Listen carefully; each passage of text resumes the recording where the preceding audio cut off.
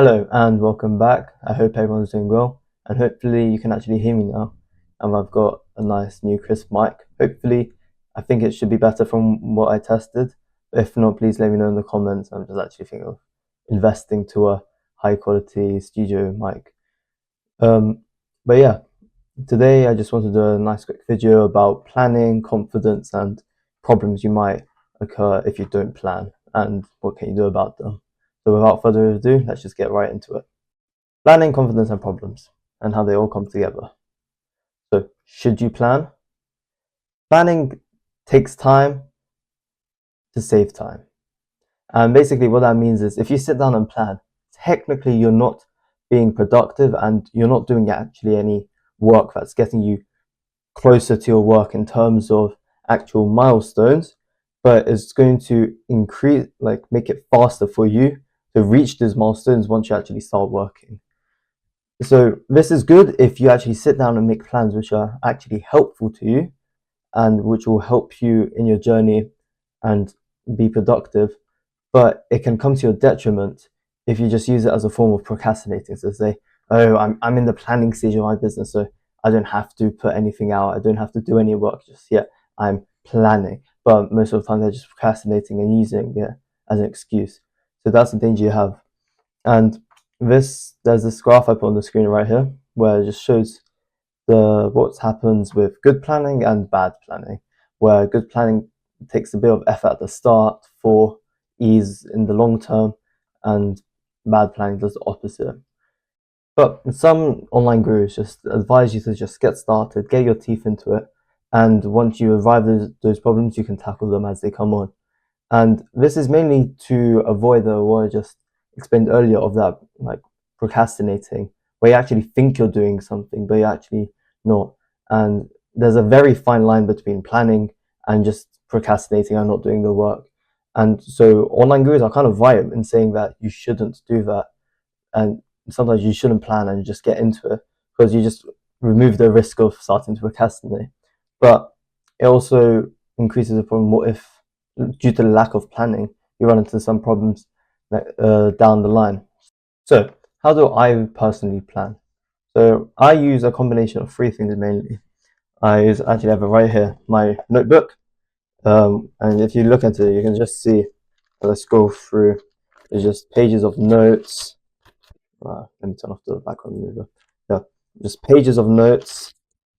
Um, and then sometimes you'll come across these points where I've just done checklists, and these are extremely important as well. As clear cut what you need to do, and I'll talk more about my books in the later video. But just keeping a like productivity book really to help you keep track of what you're doing is extremely useful. I also written here Trello or Notion, literally any productivity software like that. I'll put my Trello onto the screen. You can see my basic boards. I only have 4 boards: notes to do, stuff for more related to my business, and stuff more related to personal stuff. And you see, just simple to do, doing, done, implemented. I personally like Trello more because I've experienced some more problems with Notion in the past, but I know a lot of my friends really like Notion, so up to personal preference. And calendar. Google Calendar is mainly for events, so you can keep track of what events you need that you have upcoming, what you need to do by when. And some people also prefer that. I use it mainly for events, but for like more short-term stuff, I use my books and Trello. But it's all up to personal preference, and honestly, I think you should just do a bunch of. There's also different methods.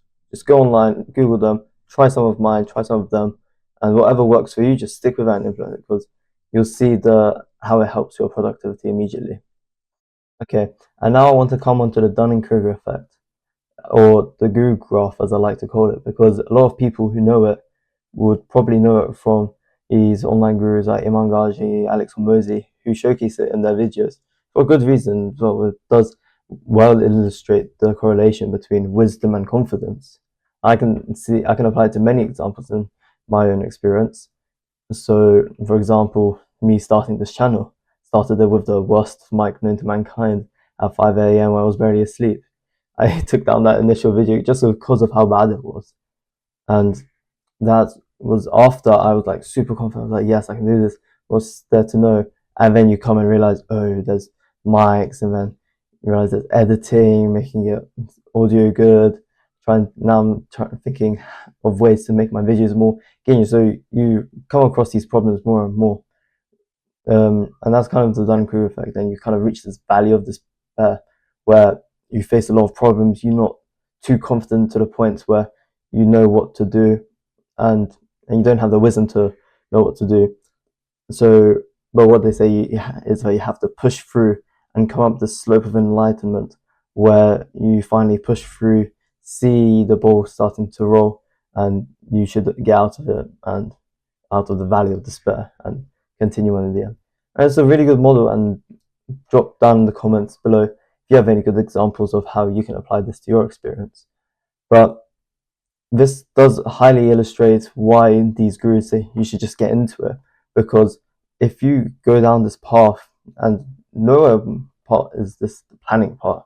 If it was the planning part, you'd see a nice spike of wisdom come later on, because as you plan, you become wiser.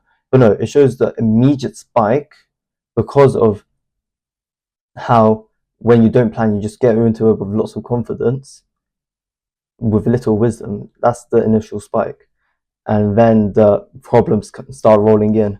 So that's why the previous graph of poor planning, that's the value of despair.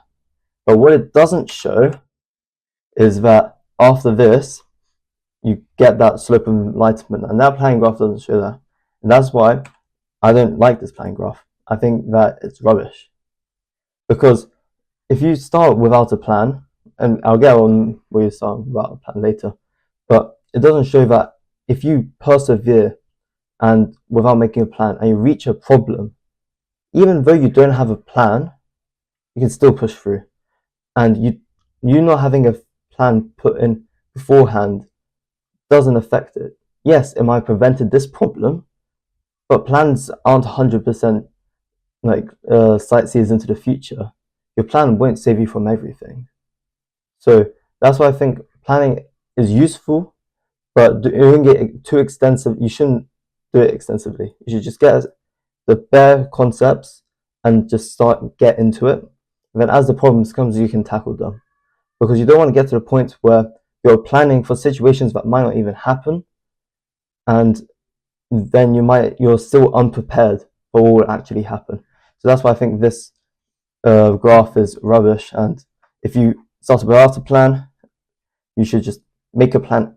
Always when you reach a problem, planning process isn't just at the start. In computer science, let me try.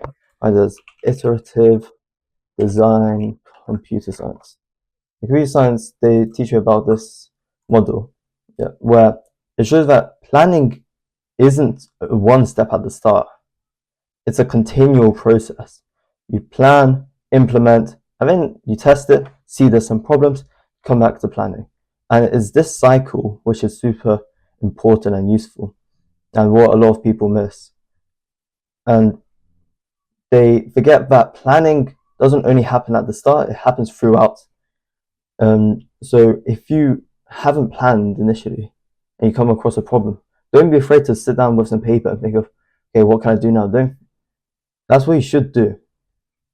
And that's what I find useful in my situation as well. So I hope you all find this video useful. Let me know what you think. If you like this style of content more, where I just went through a PowerPoint with a few diagrams, let me know if you like this style more, and let me know what I can do to make it even better. Anyway, lovely speaking with you all, and I'll see you in the next video. Bye bye.